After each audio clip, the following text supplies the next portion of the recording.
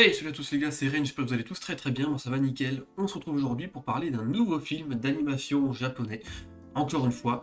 Et cette fois-ci, je ne vous le mets pas dans Je vous conseille ce film, bien qu'il aurait pu y être, ça c'est clair, parce que pour moi c'est une pépite, c'est très réussi, c'est très émouvant. Mais je vais vous garder un autre film pour l'épisode 10 de Je vous conseille ce film. Aujourd'hui, on va donc partir sur un film d'animation japonais qui est réalisé par une femme qui s'appelle Naoko Yamada, et ce fameux film est inspiré forcément d'un manga également, et il s'appelle A Silent Voice. On en parle tout de suite, c'est parti. Alors, dans ce film, nous allons suivre deux personnages. Nous allons suivre Ishida, qui est un garçon un peu turbulent à son jeune âge, qui est même un gros harceleur au départ, et une jeune fille qui va s'appeler Nishimiya, qui a un petit problème, voilà, elle est totalement sourde, elle entend rien, donc elle a également aussi des difficultés à se faire comprendre et à comprendre les autres, elle a du mal à parler aussi, donc un vrai handicap.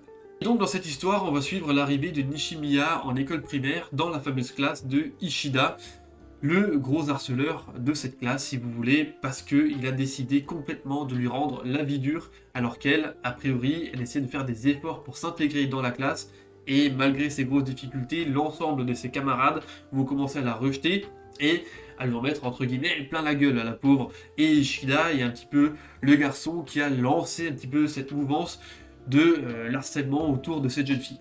On va très vite apprendre qu'elle va devoir quitter cette école pour son bien, hein, clairement, parce que ses parents se sont, enfin surtout sa mère, s'est inquiétée pour elle, qui revenait avec ses appareils auditifs complètement déglingués, alors que ça coûte une blinde.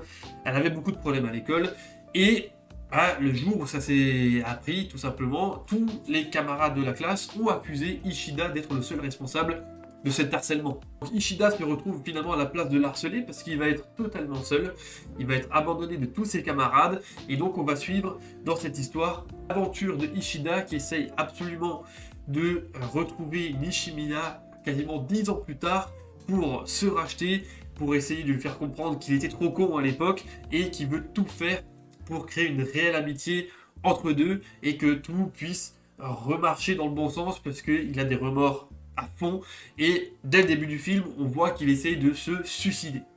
Donc voilà pour le synopsis de cette histoire. On sent tout de suite qu'il va y avoir une ambiance un petit peu pesante au départ, ça va être assez compliqué, et c'est vrai qu'il est plutôt très émouvant ce film. Ouais, il m'a touché sur plein de points, c'est vrai que, en plus, encore une fois, avec le harcèlement scolaire, c'est très compliqué ces derniers temps avec tout ce qu'on entend.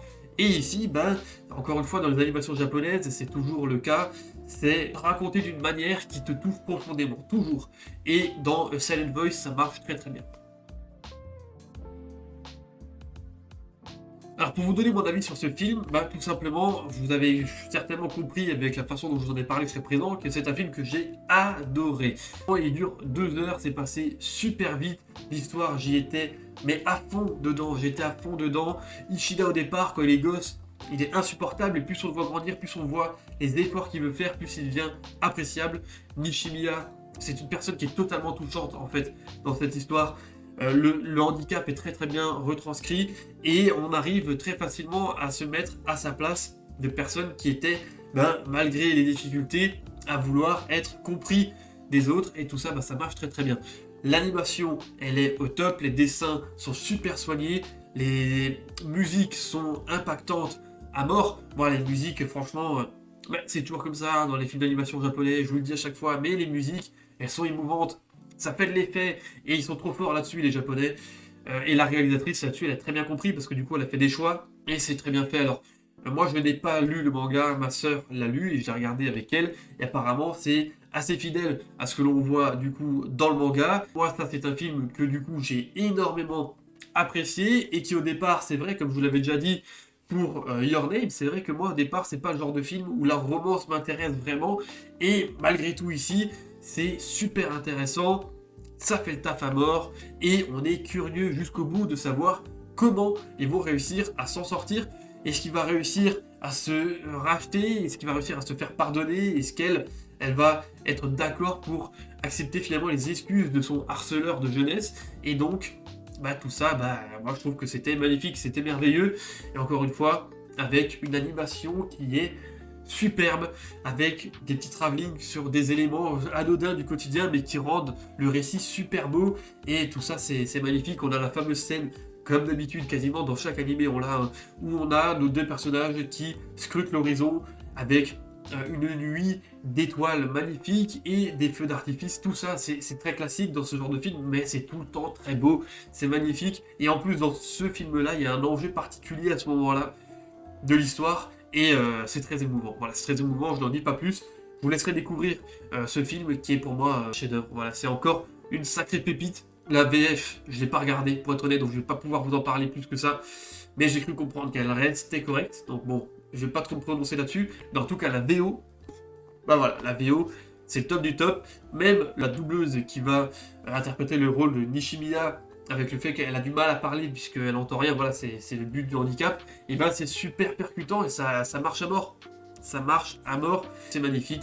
Et malgré tout, on suit encore les aventures de deux adolescents. On pourrait dire, voilà, c'est plus pour les enfants, ce genre d'histoire, et pourtant non, parce que c'est très profond dans ce que ça raconte. Enfin, moi, ça m'a totalement conquis.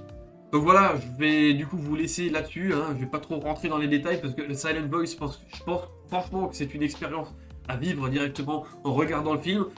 Globalement, je n'ai jamais vu d'avis négatif en préparant cette vidéo sur le film, donc je pense qu'il a totalement été apprécié par le public, et même par les gens qui, comme moi au départ, n'étaient peut-être pas intéressés par ce genre d'œuvre, et malgré tout, bah, c'est une pépite. Donc je vous laisse là-dessus, j'espère que ça vous donnera envie de découvrir ce film. Si c'est le cas, bah, dites-le moi dans les commentaires. Si vous le connaissiez, si vous l'aviez déjà vu, dites-moi ce que vous en avez pensé.